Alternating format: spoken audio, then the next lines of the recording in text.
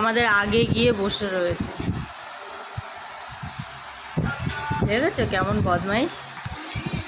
কিরে তুই আগেই পাখার সামনে, পাখাটা চালালেই হলো,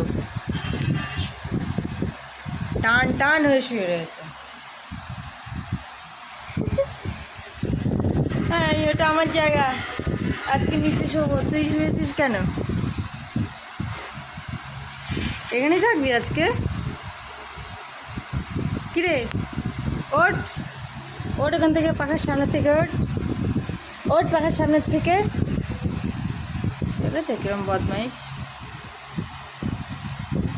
বিশাল বদমাইশ, একদম দুষ্ট।